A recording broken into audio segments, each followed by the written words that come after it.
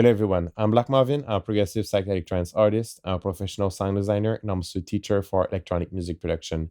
Today, we got a special trick to show you with the O.T.T compressor, and it's a trick that is different from the overall use of the O.T.T, which is basically stacking a bunch of O.T.T and you know compressing the sound as much as you can.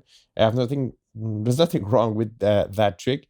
It's more of a bass music type thing, but there's also some really specific situation when you can require the power of O.T.T, and we're going to see that today.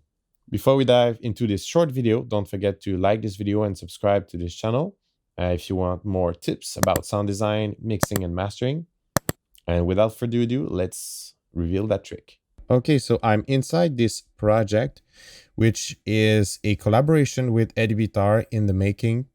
And you might hear actually the computer just revving up at the moment. The computer is spinning fast because this is quite a charged project, and I'm also screen recording at the moment. So yeah, it's handling it pretty well. So far, this is in the creation phase. It's not even near the mixing phase. We're still creating and adding stuff. I want to show you a specific situation here that I used O.T.T, but in a different way than I usually does. There's multiple ways to use O.T.T, but usually it's not how I use it. Most of the time I will go just get it right here. This is the O.T.T in question, but most of the time I get something like this downward like this. That's like my usual go-to setup, and I adjust the out gain, right? And the O.T.T is just sitting there active, and it's enhancing the sound with the multiband upward, downward compression fashion, right?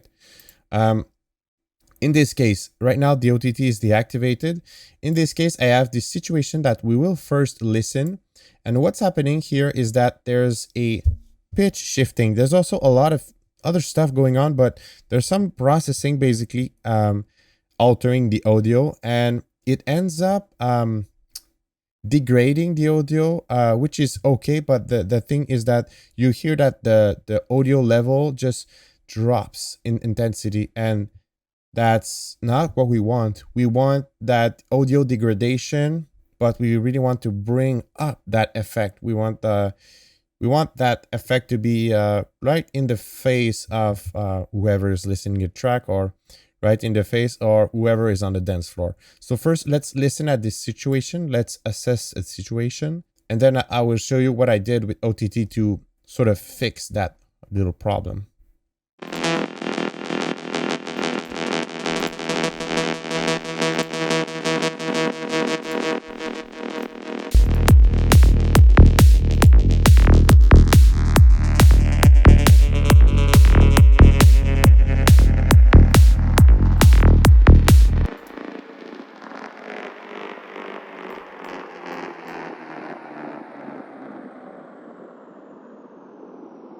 Okay, so sadly, yeah, the pitch shifter, I wanted to have this one sort of showing in real time the pitch shifting process, but it's not quite doing it. But you can see that right now it really dropped a lot, and you can also hear the pitch dropping. So I don't know if you heard, but the more we go and the more level we lose, actually, we have a good visualization of this.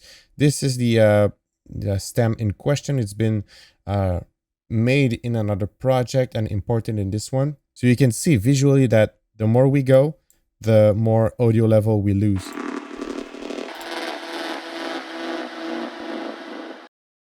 But we don't want that. What we want is the sound slapping us in the face 100% all the time.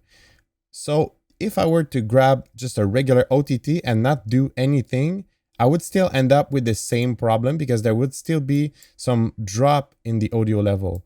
But what I'm going to do is I get an O.T.T right here, and now I'm going to play it with the O.T.T and pay attention to the depth, because it's been automated. So it's going to sort of compensate as we go. Here we don't need much compression, not much smashing, because it's, it's pretty full, but The further we go, you'll see that the more OTT there's going on. So it's kind of bring all these low levels up and back in your face. So this is how it goes.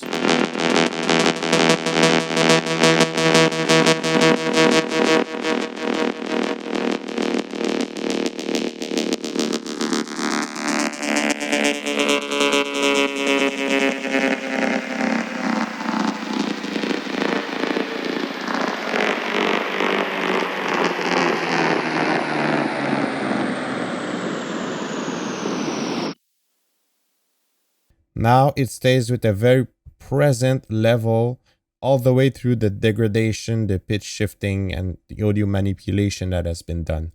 And it's much more trippier, it's much more enjoyable. And that's the kind of ear candy stuff that makes your track stand out. And that's it for this video.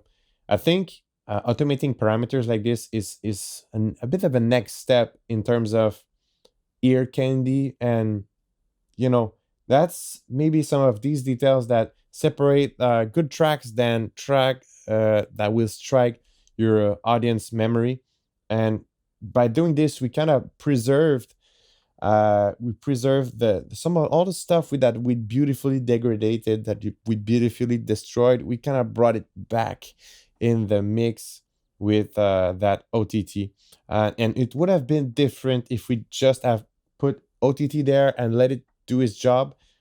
We kind of didn't need it before, but it really just helped brought back those frequencies that, and it's because of the nature of OTT, which is upward and downward compressor. So it's not just putting up a ceiling. We're putting also, there's also a floor. So we're really raising all these unheard details. We're bringing them back, and that's what we did with this little trick.